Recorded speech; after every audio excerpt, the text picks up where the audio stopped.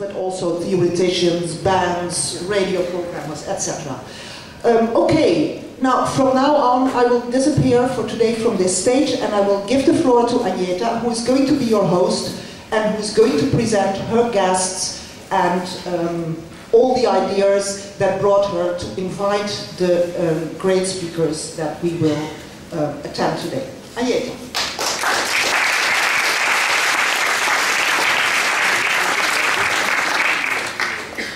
Thank you, Gabriëlle, for this warm introduction. Welcome, everyone, and I'm so happy that you are so many, and actually it's so relevant to the subject of today, because today we are talking about what happens when we come as many.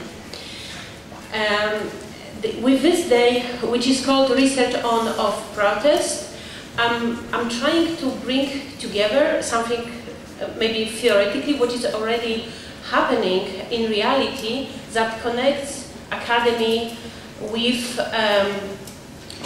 different forms of social protest and social activism that are happening around the globe since 2 years. And the speakers who will be talking today, they are relating to those issues.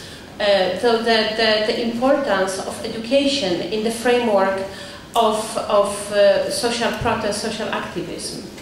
And we will be looking at how it's being formed, how what it produces, what kind of possibilities it brings. And the origins of this program are somehow in the exhibition which I curated a couple of years ago, which was titled Over and Over Again. And that was an exhibition setting an inquiry towards demonstration, manifestation and civil protest as a cultural form. The major concern of this exhibition was why the appearances we make in the public space replicate themselves.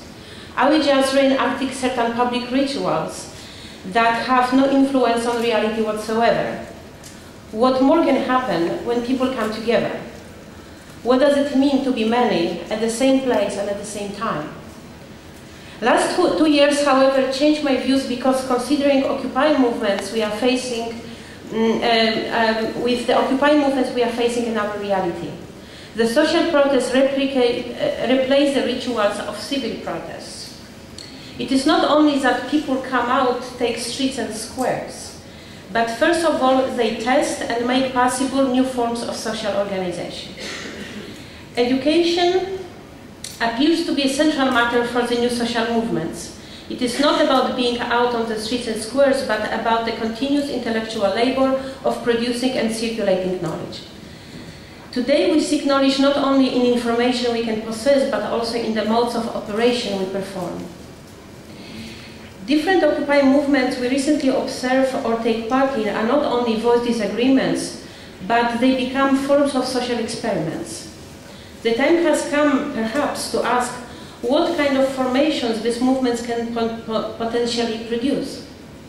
What does it mean to be a part of it as an artist, bearing in mind the irresolvable autonomy engagement dialectics? Hence, how it is to be critical, and what are the modes of performing our criticality?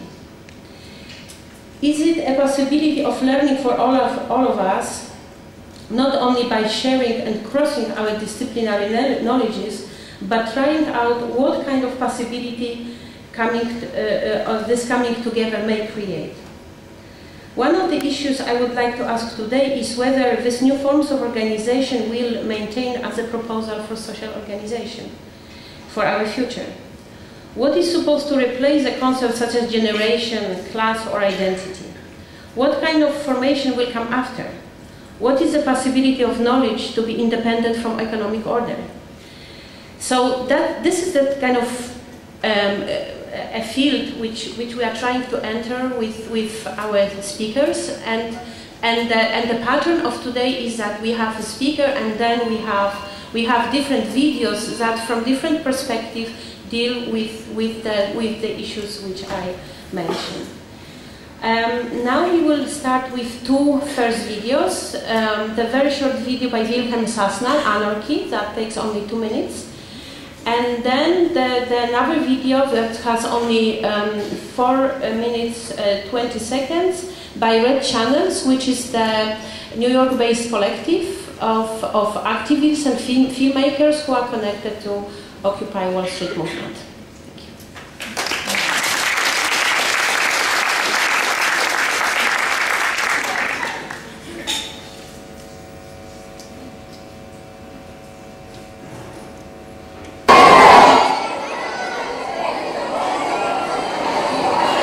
Możecie się już rozchodzić!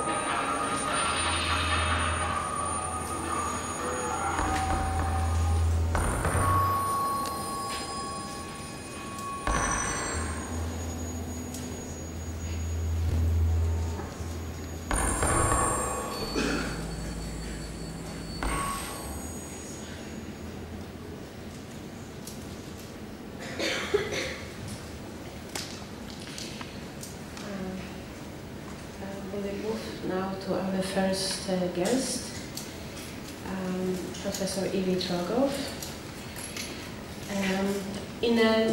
In a text, Academy as Potentiality, which is a text which in many ways was formative for me when working on this conference, Irit Rogoff writes, we can learn not just from doing, but also from being.